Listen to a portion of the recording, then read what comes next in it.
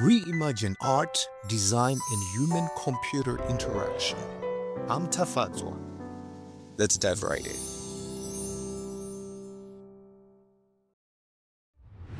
It's the tiles on the floor, the windows on a building, the lines in a book. Pattern is the silent language that guides how we see the world. Pattern appears wherever line, shape, color, value, texture, or form repeat in an organized way. It is the first thing the eye reads. It whispers. You can understand the world. In Renaissance architecture, it's unmistakable. Evenly spaced columns and repeated arches teaches us trust through repetition.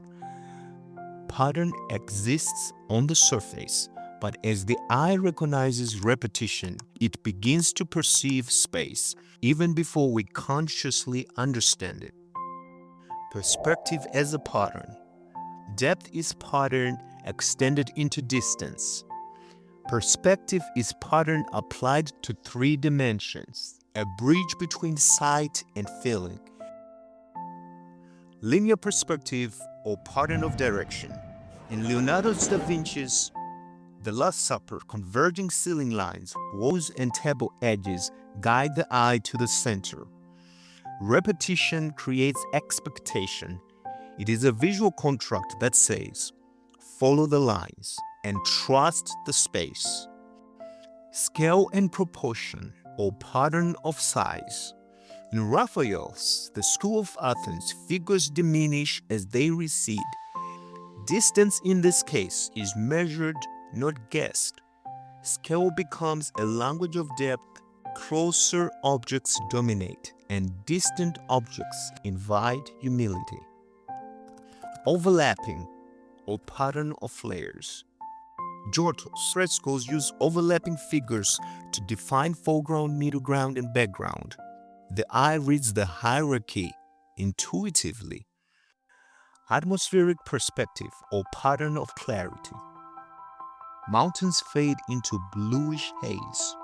Contrast softens, edges dissolve. This is not randomness. It is distance encoded in perception. Sfumato, pattern without edges.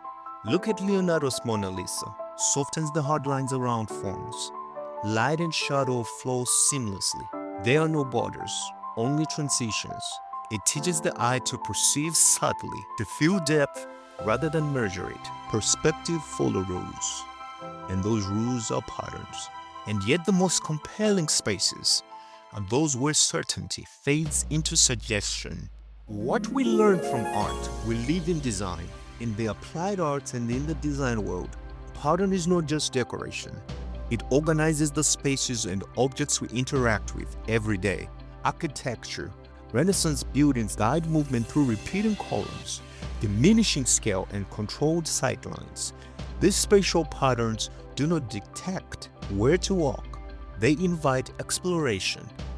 Pattern trains the body as much as the eye.